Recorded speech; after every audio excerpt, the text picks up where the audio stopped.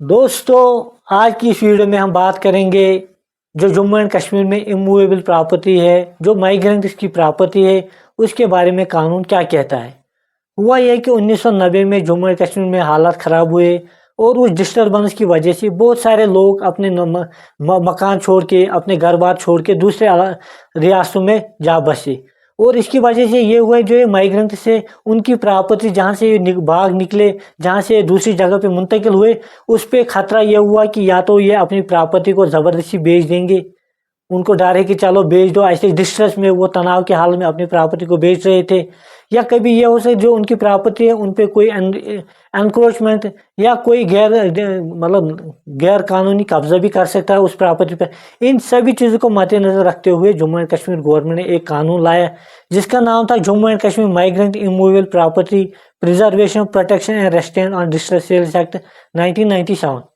اس act نے پہلے migrant کی ڈیفینیشن کو بتایا ہے کہ مائیگرنٹ کون ہوتا ہے۔ یہ کہتا ہے کہ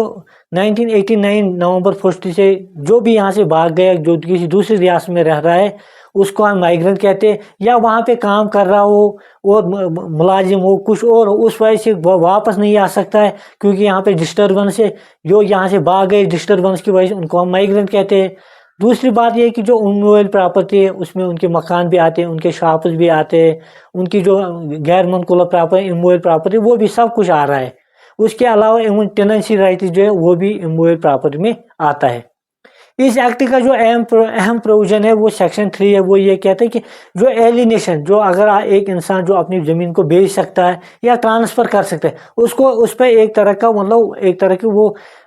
بین لگایا گیا، مگر کس طرح سے ایک طرح کا سیف گارڈ رکھا گیا کہ جو بھی کوئی پرسن یا خود اپنی پراپرٹی کو بیچنا چاہ رہا ہو، یا کسی کورٹ آرڈر کے تھرو یا کسی کورٹ ڈکری کے تھرو یا کوئی ریونیو اتھارٹی کا کوئی آرڈر ہو، اس کی وجہ سے کوئی جو یہ مائیگرنٹ ہوگا اس کی پراپرٹی دوسرے کو ٹرانسفر ہو سکتی تھی۔ اس پہ بین یہ رکھا گیا کہ وہ تبھی بیچ سکتا ہے یا وہ کورٹ ڈکری تبھی ایگزیکیوٹ ہو سکتی ہے، اس کے لیے پہلے آپ کو پرمیشن لینا ہے، یا تو وہ ریونیو آفیسر سے لینا ہوگا یا ریونیو منسٹری سے یا کسی اور اتھارائزڈ آفیسر سے۔ مثال کے طور پر جو آج کل پرمیشن دے رہا ہے، اگر کوئی ہندو یا کوئی مائیگرنٹ جو باہر رہ رہا ہے وہ اپنی پراپرٹی کو کسی کو بیچنا چاہ رہا ہو، وہ تبھی بیچ سکتا ہے کہ وہ پہلے ڈویژن کمشنر سے اس کے ریگارڈنگ پرمیشن لائے کہ میں یہ اپنی پراپرٹی بیچنا چاہتا ہوں۔ اس کا مقصد یہ تھا کہ کوئی بھی سیل ڈسٹریس سیل نہ ہو، کسی پہ دباؤ نہ ہو، کسی کو فائنانشل کنڈیشن کی وجہ سے اس پہ کسی اور طرح کا فراڈ کی وجہ سے کوئی اپنی پراپرٹی نہ بیچے، اگر وہ بیچے تو اس کے لیے پراپر پرمیشن آ جائے۔ یہ ایک طرح کا ایک اور سیف گارڈ رکھا گیا کہ پہلے آپ کو ڈویژن کمشنر سے پرمیشن لینا ہے، تب ہی ایک مائیگرنٹ اپنی پراپرٹی کو بیچ سکتا ہے۔ اس کے بعد یہ کہا گیا اب اگر کوئی پراپرٹی مگر یہ جو پرمیشن کے بغیر بیچی گئی ہو وہ نل اینڈ وائڈ ہے، وہ اللیگل ہے، وہ ٹرانسفر اللیگل مانی جائے گی۔ اس کے علاوہ یہ بھی گیا کہ جو اتھارٹیز ہو ان کو 15 دن کے اندر پرمیشن دینی ہوگی، اگر کوئی پرسن ان کے پاس پیش ہو جائے کہ میں اپنی پراپرٹی کو بیچنا چاہتا ہوں، مجھے سیل کرنے کے لیے پرمیشن دے دو، اگر 15 دن کے اندر ان کو پرمیشن نہ ملا، اس صورت میں یہ مانا جائے کہ اس کو پرمیشن دیا گیا ہے۔ اس کے بعد جو سیکشن 4 ہے وہ یہ کہہ رہا ہے کہ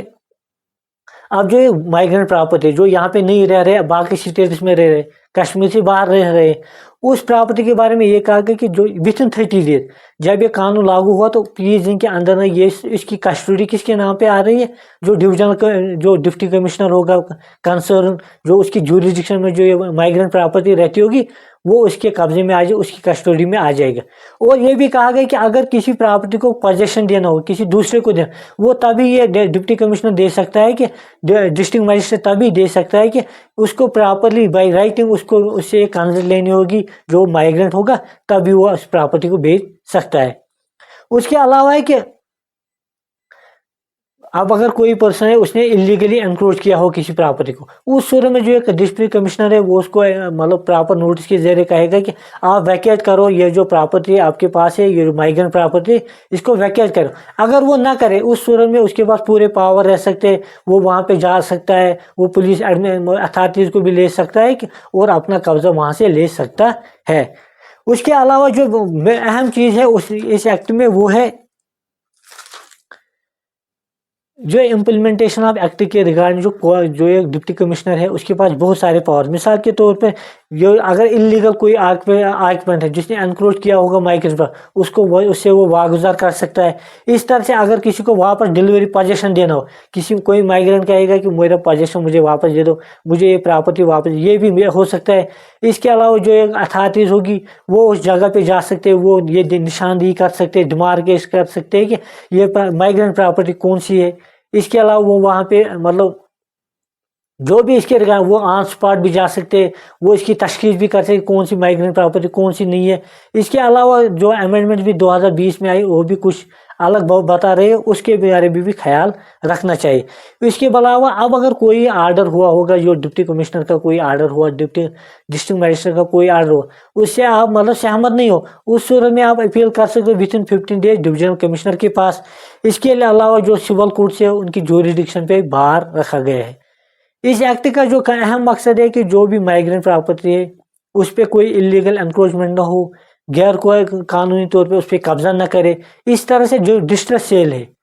उसके ये एक्ट में स्पेशल पावर दिए गए कि जो ये अथॉरिटीज है कि वो देखें ये सेल तो डिस्ट्रेस तो नहीं है, उसके रिगार्डिंग वो इंक्वायरी कर सकते हैं। इसका मकसद ये है कि जो माइग्रेंट उसको प्रिजर्व किया जाए, उसको प्रोटेक्ट किया जाए, यही इसका खास मकसद है। और जो खरीद रहे वो भी ये ध्यान में रखे कि वो पहले प्रॉपर परमिशन के थ्रू ले ले। अगर वो प्रॉपर परमिशन ना होगा तो हाई कोर्ट की बहुत सारे रूलिंग से, जजमेंट से कि उस सूरत में उसको नल एंड वाइड करार दिया गया है। शुक्रिया।